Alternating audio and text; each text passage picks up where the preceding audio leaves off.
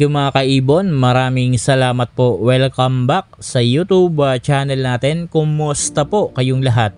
For today's video, ang pag-uusapan natin yung mga naging tanong sa akin ng kaibon natin. Ang una na tanong sa akin ng kaibon natin, ang tanong, ano daw ba ang pwedeng gawin sa breeder na nakaapat na clutch na, tapos yung inakay, iisang kulay lang ang nilalabas?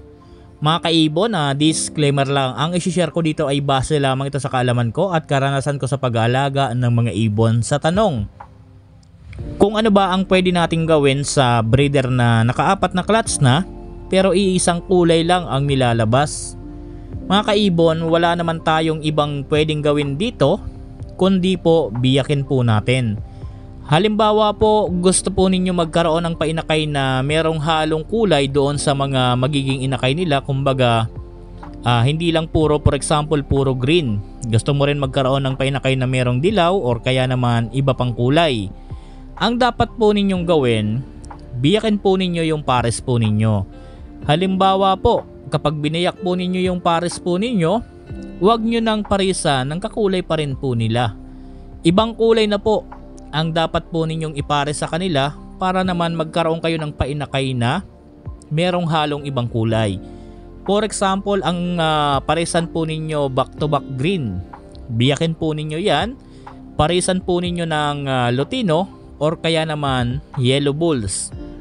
Kapag po pinarisan po ninyo yan ng Yellow Bulls or kaya naman Lutino, pwede po yan magkaroon ng painakay na tatlong klase. For example po, pwede yan maglabas ng green, pwede po yan maglabas ng Yellow Bulls, pwede po yan maglabas ng green pastel.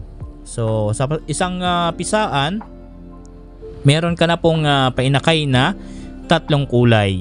So yan po ang pwede ninyong gawin. Biyakin po ninyo yung parisan po ninyo. Pangalawang tanong sa atin mga kaibon, gaano daw ba kaimportante ang record book sa ibunan natin? Importante po ang record book sa ibunan natin. For example po, meron kayong parisan na 2 hanggang 10 na parisan, importante na po dyan ang record book. Pero mga kaibon, hindi lang naman record book dapat ang kinakailangan natin kapag marami na tayong mga painakay. Kung meron po tayong record book, importante rin po na meron tayong leg band.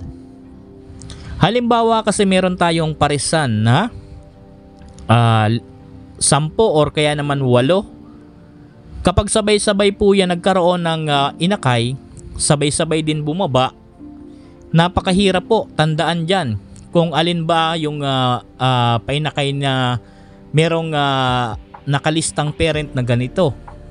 Kaya po importante din po kapag meron tayong record book, dapat po meron tayong leg band. Lalo na po kung hindi tayo matandain doon sa mga pababa nating painakay. Kaya po yung dalawang yan ang importante.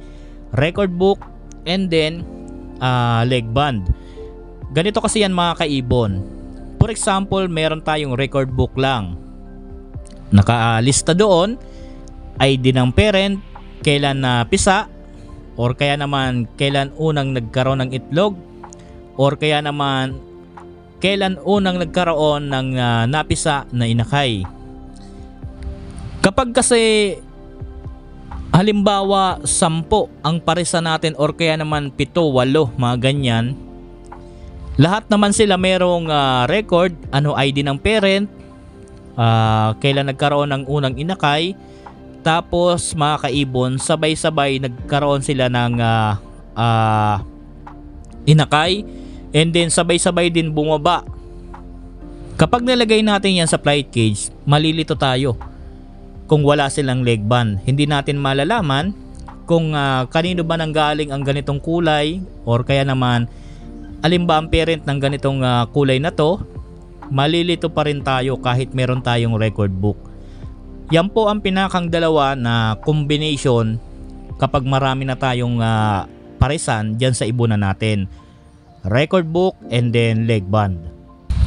Kapag kasi mga kaibon, meron tayong leg band, halimbawa po yung nilagay natin doon merong number, Halimbawa po, nasa record natin ang parisan na nandoon yung parent nila.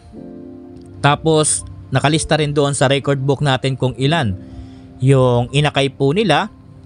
Tapos meron tayong leg band, ililista natin yung number na kung ano nakasulat sa leg band.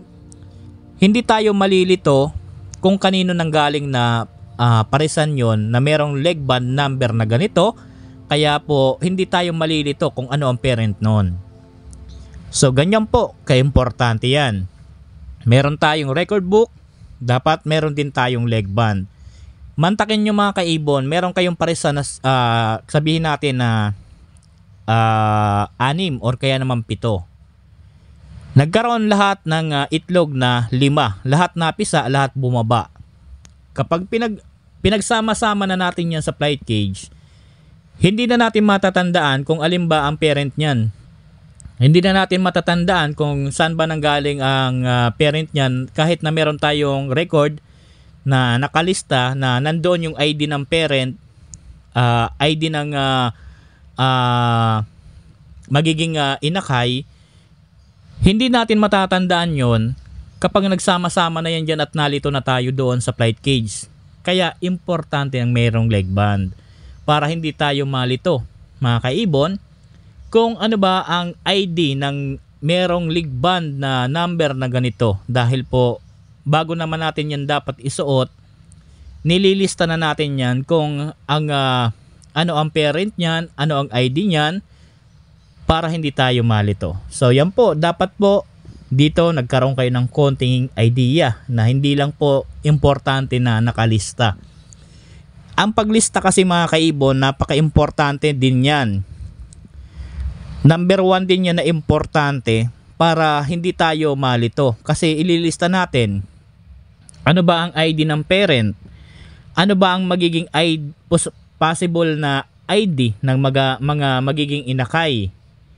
Kailan ba initlog yung una na itlog or kaya naman kailan ba napisa yung mga itlog para alam din natin kung ilang buwan na yung mga painakay natin. Pero kahit na meron nga tayong lista niyan, kung wala naman tayong leg band, kapag marami na tayong pababa, malilito pa rin at malilito tayo. Kaya importante, kung meron ka pong record book, dapat meron ka rin pong leg band. Medyo mahal lang ang magpa-customize ng mga leg band. Pero sa Shopee merong mga leg band na 5mm na mga dikulay lang po. Pwede na po yan kung talagang yun lang ang abot ng budget natin.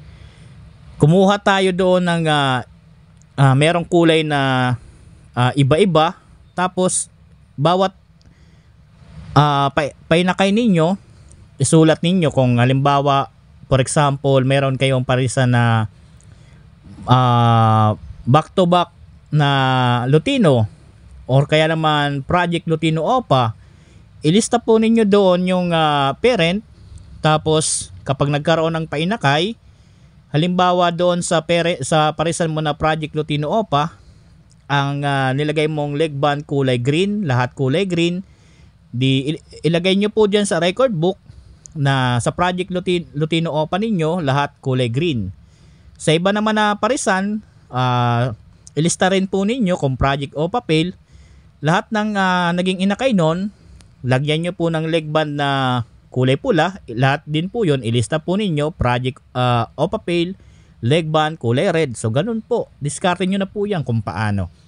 So yun po, hanggang dito muna yung video natin. Sana doon sa kaibon natin na nagtanong, sana po nagkaroon kayo ng konting kaalaman at idea. Hanggang dito muna tayo. Maraming salamat po. Happy birthday sa ating lahat. God bless po sa ating lahat mga kaibon.